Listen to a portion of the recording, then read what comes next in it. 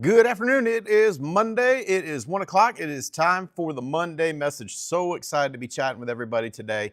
The content that I've got planned for today is all about turning failure into progress. Because let me tell you something. In my life, all of the progress, not some of the progress, not most of the progress, all of the progress I've made in my life has required me to go through failure after failure after failure after failure. Now, here's what low performers don't understand. They think two things actually. They think both failure and success are permanent, when in fact, neither of them are permanent. In fact, to get to success, you have to go successfully or positively through each failure that's on the way. So what I want to share with you today is stuff that has absolutely helped me move through each failure that I've had to move through on the way to getting the progress that I want to get. And guess what? I'm also reminding me about these things because guess what? I know that for me to get to the next level that I want to get to, I'm gonna have to go through failure after failure after failure after failure, but I've got to move through those inevitable failures positively. So I can't wait to share that content with you. Let's get right to our leaderboards. We'll start with all producers from last week, all producers over 1,000. We'll start with Akeen, we'll start with Casey, Sydney, Alicia, Santosha, Jeanette, Rogers and Kim. We got Matthew, we got Cleo, we got Aaron Wilson, we got Barrett, we got Sean, Christina, we got Madeline, Jude, and Tyler, Brianna, Rachel, Vincenzo out there on the West Coast. I see you, Vincenzo. I see you making moves. Let's pack that San Diego meeting out. I cannot wait to get out there. All right, I lost my spot. Here we are. Andre Lee. We got Jeff. We got Tiffany. We got Caitlin. We got my buddy David. We got Brian out there on the West Coast. Jason. We got Marissa, Haley. We got Mike Garrow. We got David Helgeson. I was slid in 6 apps after I got back from Detroit last week. $8,080.23. Irma Moss Bryant. I just saw you. 10,000 submitted last week. Way to go. Look at the top 5 submitted from last week. We got Cisco coming in strong, 10,200. Look at Sabrina Floyd. Let me tell you something. If you take away the application count on the right and you just look at the numbers in the middle, it looks like Sabrina and Cisco did the same amount of work. No, let me tell you, Sabrina got after it, 14 applications. That is flat out putting in work. Way to go, Sabrina. Look at Jeremico, same. 15 applications, $15,053. I'm sorry, I didn't mention Sabrina's premium, $10,396.08. Janet Brush coming in 3 applications for $15,222.24. Kath, way to go, Kath. Number 1 on the leaderboards. You're getting those annuities flowing in from the estate planning, looks like. I'm telling you what, Kath, I know you're happy to see that number. I'm telling you, I think I'm happier for you. I know how hard you've been fighting. I know how hard you've been pushing, and getting the coaching that you need to be able to turn those estates into financial sales. You're doing it. That's awesome. 27,000 last week submitted. All right, let's look at top 5 paychecks from last week. We'll start with number 5 paycheck. David Helgeson depositing last week $4,091.07. Look at Janet Brush depositing $5,031.09. Mr. Mark Hutchison depositing last week $5,721.44. Number 2 paycheck last week, Mike Guerra, $7,190.01 deposited last week alone. Number 1 paycheck for the week that was, Mr. Nick Greco depositing $13,776.81. Way to go. Way to go, everybody, getting those deposits last week. Let's look at recruiting. Completed fast tracks last week. We got Irma Moss Bryant and Matt Albertson both completing 1 direct fast track. The base shop out here completing 2 direct fast tracks. We got Earl Harden, Mike Guerra, Adam Burge, all with 1 directed contracted agent last week, and the base shop just dropping it on everybody right there. 8 direct contracts last week. Brandy, I know you're out there getting after it. Chan, you're helping those people get on board. Way to go, everybody. Pre-licensing, we put also, not only did we contract 8 directs last week, we also put 2 direct into licensing. I am loving that. I know we are number 1 in the last 30 days in the Alliance in new agent contracts, so excited about that. Upcoming travel. So I will be in Burlington this weekend for the National Boot Camp. Let me just talk about that for just a minute with you.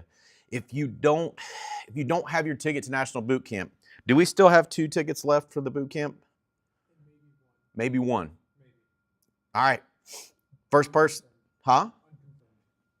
Unconfirmed? We have one who we're working on getting there, but we don't know if they'll make it for all days. Okay. Might be steal it. All right. There may be 2, but there's definitely one. One ticket available.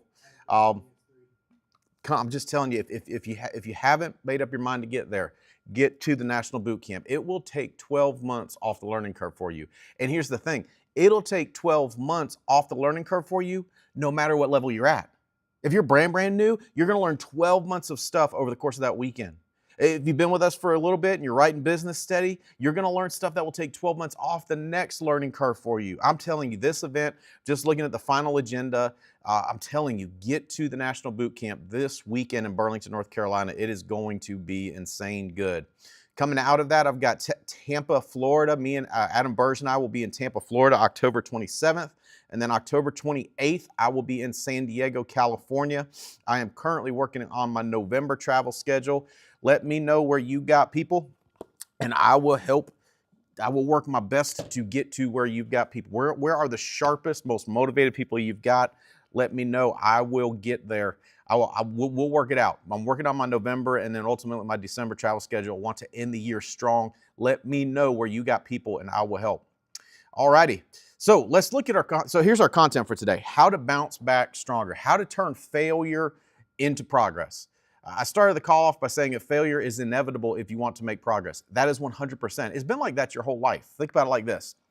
You did not know how to walk, right? Did you just immediately start walking? No. What did you do? You fell a bunch. You fell a bunch on your way to learning how to walk. It continued in your life when you learned to ride a bike, right? You had many failures on your way to learn how to ride a bike. That pattern has been in your life and in my life all our lives. We've had to move through failure after failure to make progress.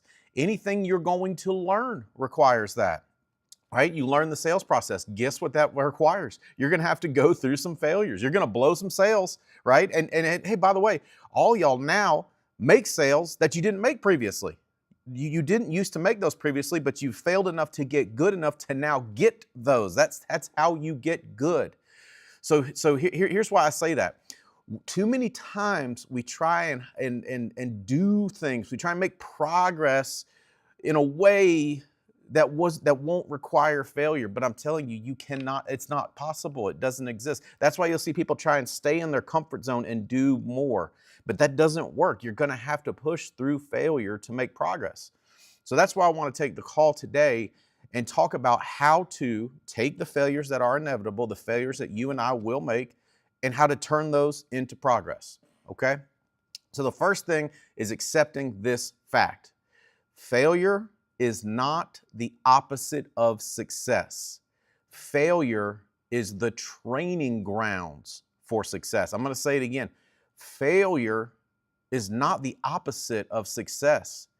It's simply the training ground for success. When you look at it like that, I hope that changes your perspective about failure. I hope that changes the fear of it. That keeps people from trying new things, right? If you've not done estate planning, what's holding you back? Fear of failure. Say, no. It's just logistics. I got to get all this stuff ironed out first. And once I get that ironed out, then I'll go ahead. No. Fear of failure is what holds us back from trying new things. Are you building a team yet? No. What is holding you back? It's fear of failure. It holds us back from accomplishing big things. But we shouldn't be scared of it. It's simply the training ground. I compare failure to this. I compare failure to the gym, right? The gym is the training ground to get stronger, to get into better shape. So all the work that goes on in there, that's the training grounds. Look at failure the same way. I hope that takes some of the teeth out of it. I hope that takes some of the fear of failure out of it. It's not the opposite of success. It's simply the training grounds for it. You know, when you also look at it with that perspective, that also helps us to deal better with failure when we're in failure. Instead of looking at it as, God, oh, what a letdown, we go, all right, this is the training grounds. This is the training grounds for success. So How do we turn failure into progress? Wrapping our minds around that first very basic yet very profound concept. Failure is not the opposite of success. Failure is merely the training grounds for success. So what's the first thing we need to do? We need to redefine failure. Let me tell you, failure is three major opportunities. Failure is three major opportunities for you. Every failure is a learning opportunity. You will learn stuff in failure that you would not learn through any other means. You will learn stuff about yourself. You will learn stuff about the world. You will learn stuff about what it is you're trying to get done. You will learn stuff about how much you want to do those bigger things when you're in failure. Failure is an incredible learning opportunity. That's the first thing. It's a learning opportunity. The second opportunity that failure is, it's a stretching opportunity. This is the opportunity when you deal with a failure, it's the opportunity to stretch yourself. You will become a different person through moving through failure. You become a different person. So when a failure happens, it's nothing to be scared of. It's nothing to be upset about. It's an opportunity to learn. It's an opportunity to stretch. Here's the third opportunity that every failure provides. It's an opportunity to affirm. Why? Because you will make it through it. With the help of the team, I'm telling you, you will make it through any of the failures that you have to go through to make progress. Now, here's what that does. It affirms you. It reaffirms in your mind that one, you're a stronger person.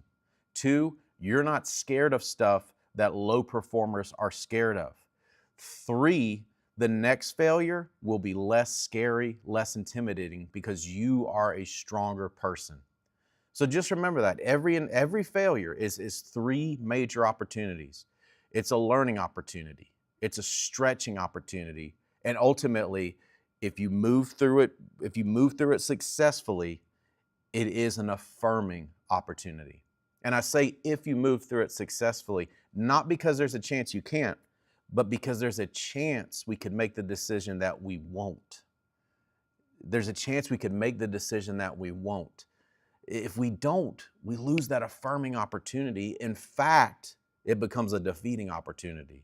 That's why the next stuff I'm going to share is so important, because I want you and me to remember that we can move through any failure we go through. We can move through it successfully, and it's a big opportunity for us to learn, to stretch, and ultimately to affirm ourselves. So, first thing we need to do is redefine it. How do we redefine failure? We've got to detach our ego from the outcome. Detach your ego from the outcome. Where failure becomes very deflating and defeating is when we leave our ego attached to the outcome. Because that outcome that we are considering a failure, if our ego is attached to it, we now take a reflection of our worth from it that is less than what is the truth about you. The truth is you're an amazing person. So detach your ego from the outcome. The failure is just feedback. It's not an indication or a reflection of your worth. But in order for you and I to feel that when we're in failure, we have to detach our ego from that failure. So what I'm going to do over the next little bit is give you 7 steps that help us turn failure into progress, so that we, 1, take advantage of the opportunity to learn. 2, take advantage of the opportunity to stretch. 3, take an opportunity to affirm, to make you and me stronger for the next challenge, stronger for the next fight, stronger for the next thing that's inevitably going to come our way. We're going to do all of that by moving through failure successfully. So the first thing we must do, pause and process. Now, here's what I'll tell you. Low performers, they don't pause. In fact, they pick up speed. They run from it. They run from it because they still have their ego attached to it. So it's like, I can't look at that. I can't, no, I can't even look at that. I can't because when you detach your ego from it, you're able to pause and then process it. When you pause and process it, That's where the whole process of moving through failure successfully starts. So what do we need to do when we pause and process? Well, the first one's pretty obvious. Pause, say, whoa, okay, don't like that. Let's start looking at it. Let's start looking at it. Well, the first thing we need to do is acknowledge the failure honestly. See, when we deny a failure, we lose the opportunity to do those three wonderful things: learn, to stretch, and to be affirmed. When you deny a failure, you try and hide from it, you lose that opportunity. It's gone. That's why low performers don't gain anything from failure. And that's why they won't try anything new, because the failure has such a negative context. It's just such a negative context in their life. Whereas you and me, we're high performers. We know failure is inevitable. We're going to have to push through it. We're going to have to push through it to get to where we want to go. So we acknowledge failure honestly.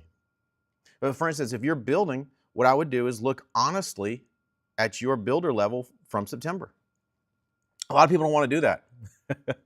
I was pushing Andy to put all of our actual qualified levels on our badges to where you can't, because here's what I don't want people hiding from a failure, right? They were agency manager, they've reverted, or they were vice president, they've reverted, right? Don't hide from it. Acknowledge the failure honestly. Crap, I didn't hit the level that I was supposed to hit this month. I didn't hit the level that I committed to hitting this month. Whatever the failure is, I didn't hit the production goal that I set for myself this month. Acknowledge it honestly. Once you acknowledge it honestly, you'll notice what happens inside of you. All of a sudden, like the nastiness of it, the scariness of it, all that just kind of goes away. Once you name something, it removes all that power, all that negative power it had over you. So acknowledge it honestly. What happened? What happened?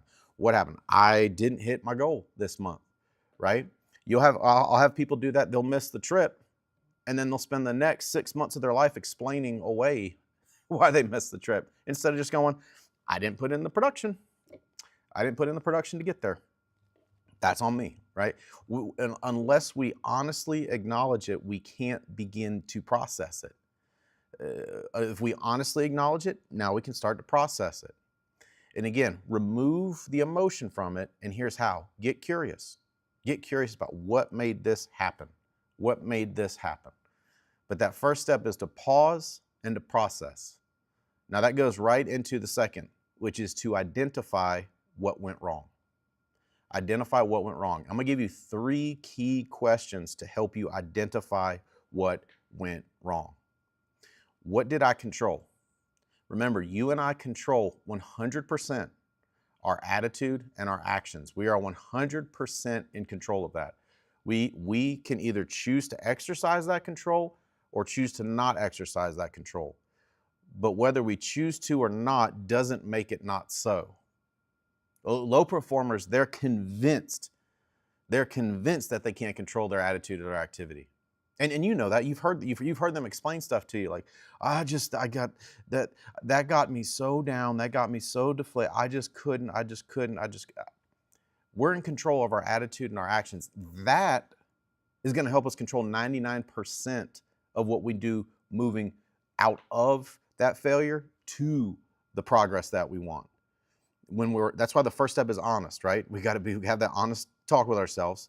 So the first question we're going to answer with under number 2, which is identify what went wrong, is what did I control? I controlled these 3 things. I controlled this, I controlled that. I didn't exercise control over that, but I could have. I didn't exercise control over that, but I could have. We're dissecting it. All right, so that first question, what did I control? Second question, this is a definite learning question right here. What did I overlook? What did I overlook? What did I overlook? And when I say overlook, it could be stuff we missed completely, or we overlooked the importance of it, or we overlooked the value of it, or the necessity of it. What did I overlook? I'll give you one of mine that I have learned many times over the years. Well, one of the things that I have overlooked in the past has been reading, right? I had a big goal, but I didn't have a reading appetite to get there. I overlooked the power of that. So then when the inevitable discouragements come, I wasn't ready and I didn't hit my goal. That has tripped me up in the past. What have I overlooked? how much time it was actually going to take, the dial count. I didn't commit enough time to it. In other words, what we're doing here is we're starting to process. The first was pause and process. Now we're identifying what went wrong. What did I overlook? Last question, also a big learning question. What assumptions did I make? Assumptions get us, man. They get us. I assumed I would have had, so we missed the trip, right? I assumed I would have had more time in the fall to catch up, so I didn't work as hard in the summer. I assumed that, does it make sense? What assumptions did I make? These three questions are going to help us to really identify what went wrong. Because remember, what we're trying to do is find and fix. We're not trying to justify or blame. We're trying to find and fix in a very real way, right? You think about it like this. Would you go to a mechanic if he looked at your car and all he did was blame and justify? No, what's he going to try to do? I'm fine. I got to find out what's wrong so I can fix it. The same thing. You and I are. We got to look at it cold and objectively, the way that a mechanic looks at an engine. He doesn't look at an engine and get emotional about it or say no, it wasn't this part of it. No. He's very objective and cold when he looks at it. Like, okay, so it's doing this. What's wrong? That's the same way we've got to dissect our failures. What did I control? What did I overlook? What assumptions did I make? There is so much gold in those three questions. There is so much gold to be mined there. Again, the reason low performers don't achieve much in life is they never mind the gold that there is really inside of every failure. All right. So now that we've paused and processed, now that we've identified what went wrong, the third part gets into extracting the lessons. Extract the lessons. Now, here's a very key thing about extracting the lessons.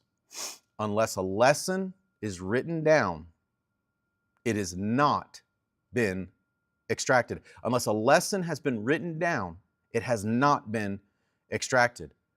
When you write down the lessons, you learn them at a deeper level. And that's just basic psychology. When you and I involve more of our senses, we get more out of it.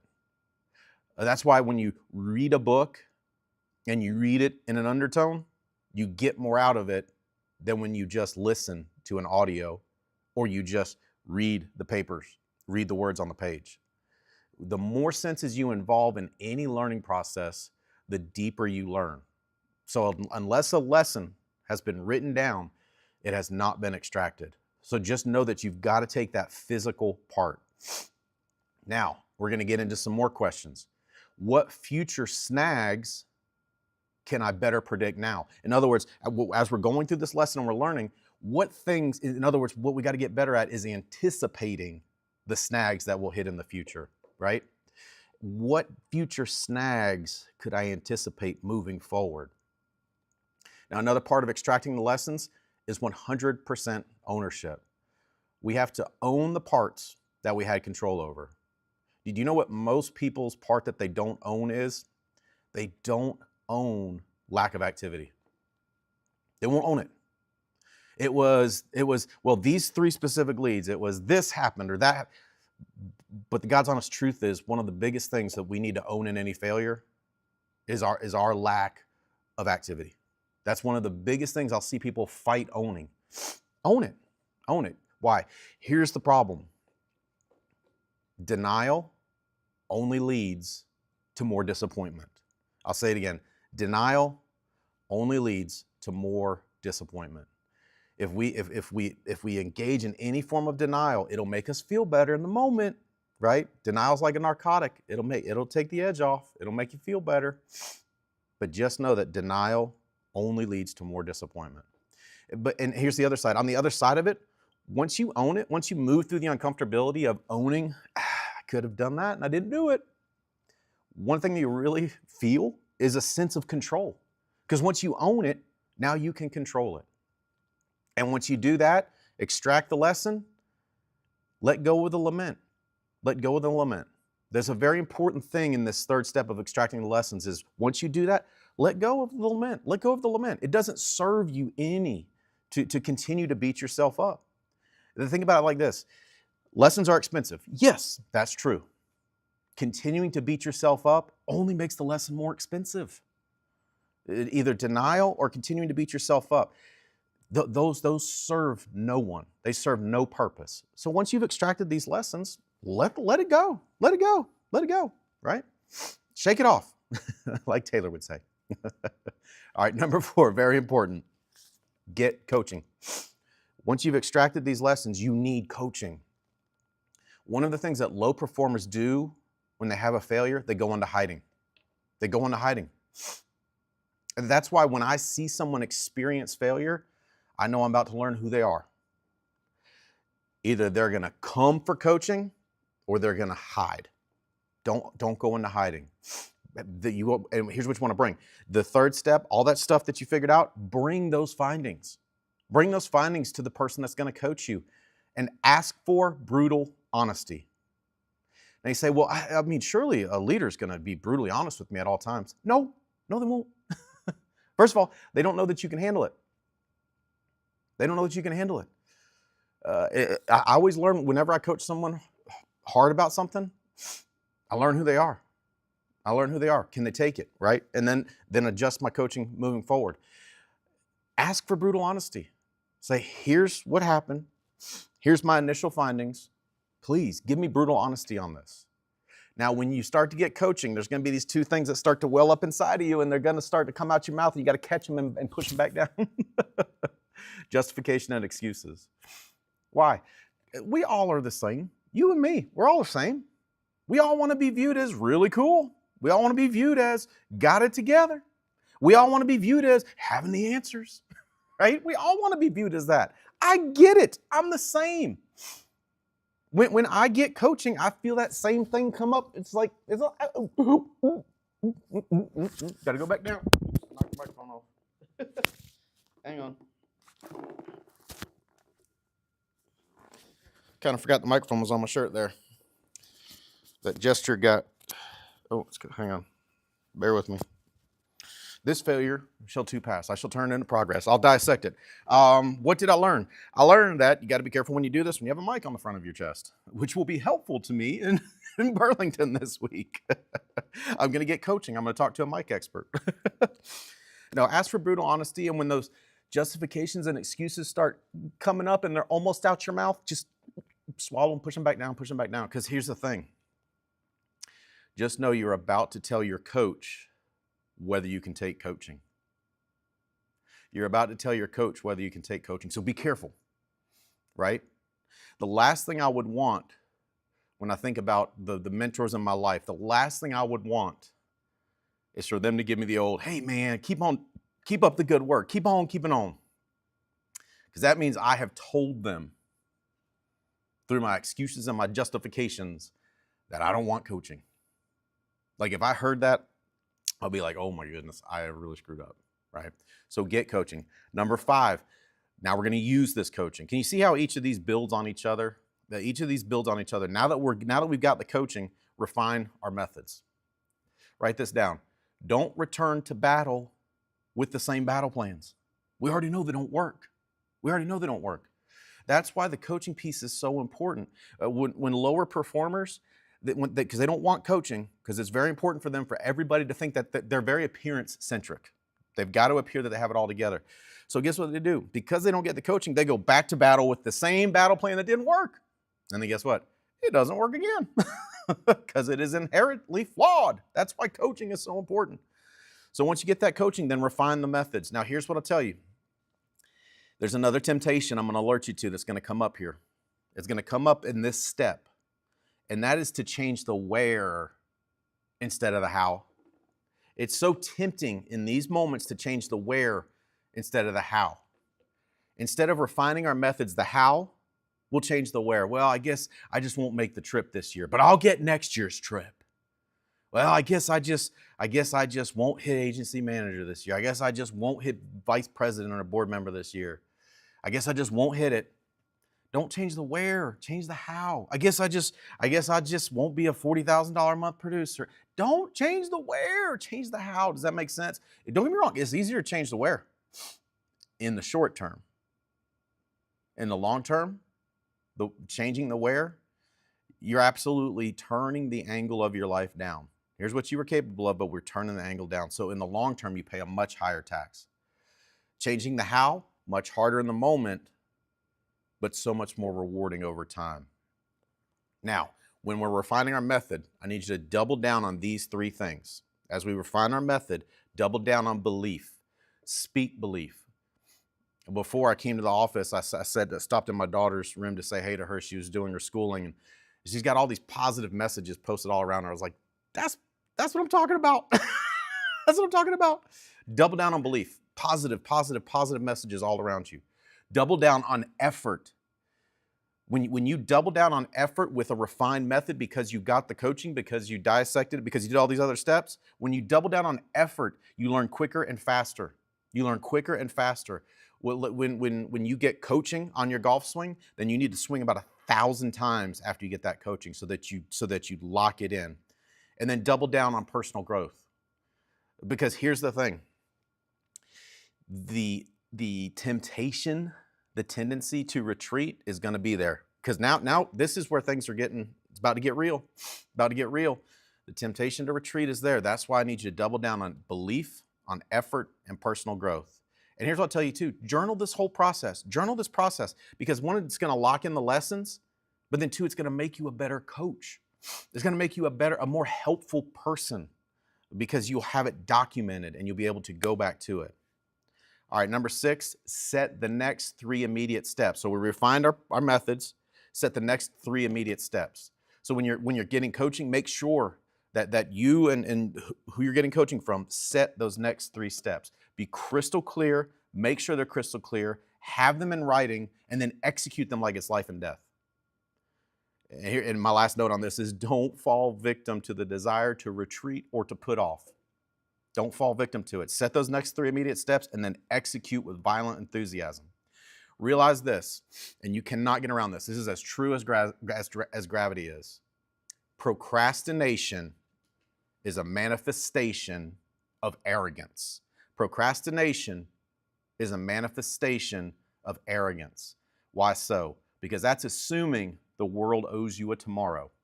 It does not, my friend. So we got to pull the trigger today. And then the last thing, puts it all together with a bow, get moving. Get moving. Momentum, not rumination. Rumination is when you go back through it and back over it, and then you find someone else to talk about to your failure. You find you can't get momentum with rumination. You cannot create momentum while you're in a rumination type thing. You can't. I want you to have momentum, so we got to get going. Every second of hesitation makes retreat or surrender more likely. Every second of hesitation makes the changes harder. And every second of hesitation opens the door for that initial discouragement to slide back in. We've gotten rid of the initial discouragement with the 6 steps we've done thus far. If we hesitate, we're opening the door to let discouragement back in. Guys, I know these 7 things will help you. They help me tremendously. They have helped me tremendously. They're going to continue to help me tremendously. Take these 7 things. Let's go out. Let's get after it. Guys, Holly and I love you. We want you to win more than you could possibly imagine. Come see us at National Boot Camp this weekend. Make that last decision. Let me just tip you over the line. I'm telling you, just get there. It's going to be an event that on Sunday, when we all leave there at 1 p.m., you're going to be like, so glad I made this decision. Guys, let's get out. Let's get after it. The year is almost over. Let's get it.